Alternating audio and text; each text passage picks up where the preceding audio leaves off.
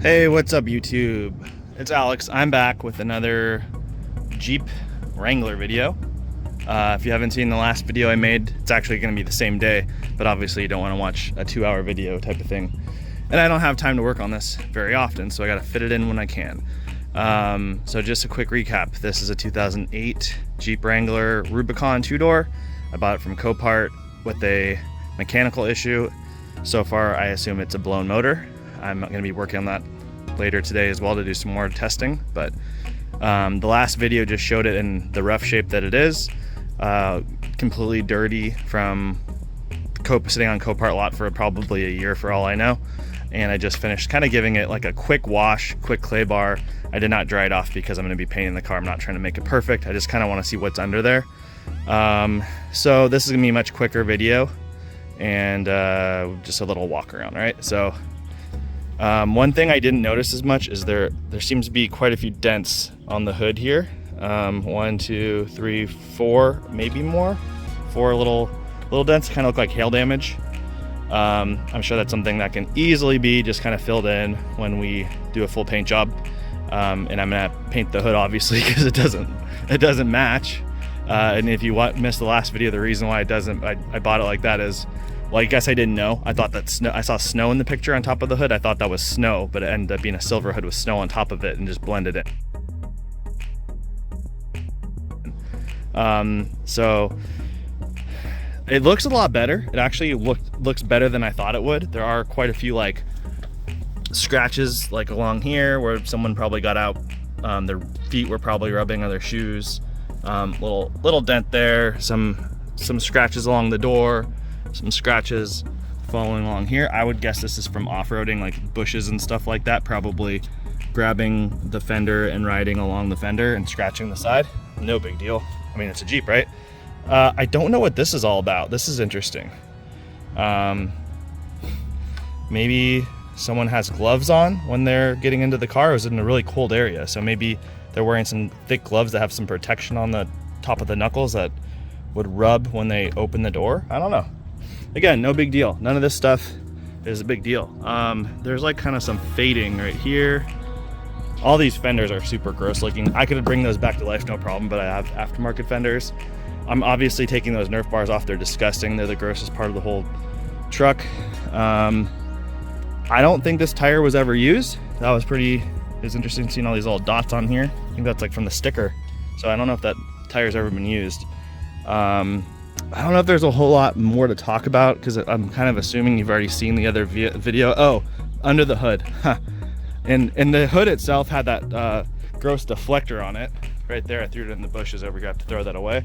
It's like a bug deflector or something.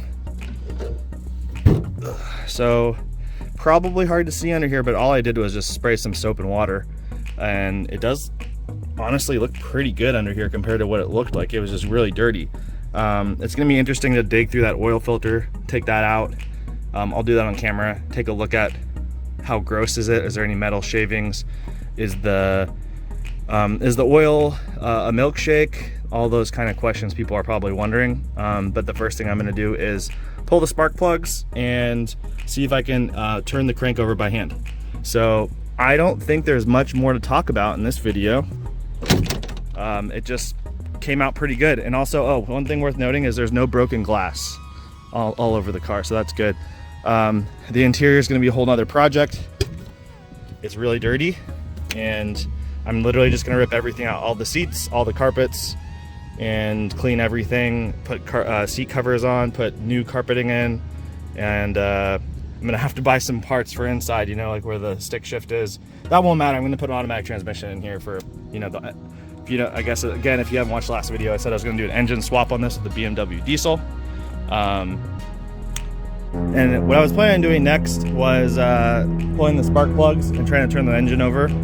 But I'm procrastinating a little bit, and I decided to clean the interior a little bit just because it was so gross and it was bothering me. So I just finished vacuuming out the carpet, which is maybe a little bit of a waste of time because I'm going to be pulling all the carpet out anyway, but I just figured it would be less gross for me working on the car in the meantime. The seats were actually pretty clean. The carpets were disgusting, just covered in clay and dirt.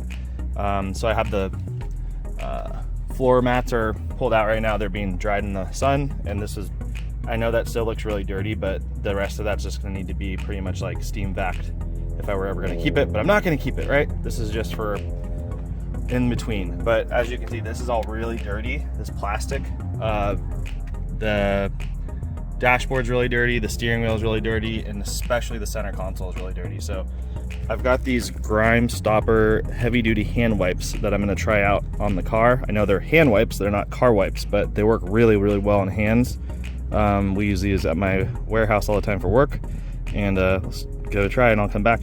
Right, so this is just kind of an ending to the interior. Everything has been wiped down.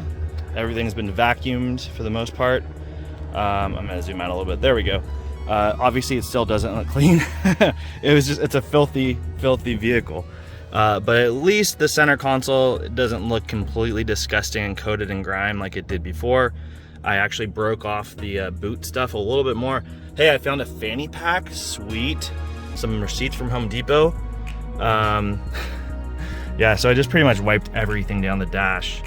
The panels, center console, some of the things that people touch a lot, like levers and door handles and stuff like that. I didn't really find, I kind of thought I was gonna keep finding problems, but I didn't really find any more problems. And I keep saying this, but these seats are actually surprisingly clean considering how dirty the inside was. And it actually smells pretty good inside for having so much dirt and stuff. I think there's just a lot of rocks and mud and clay from off-roading.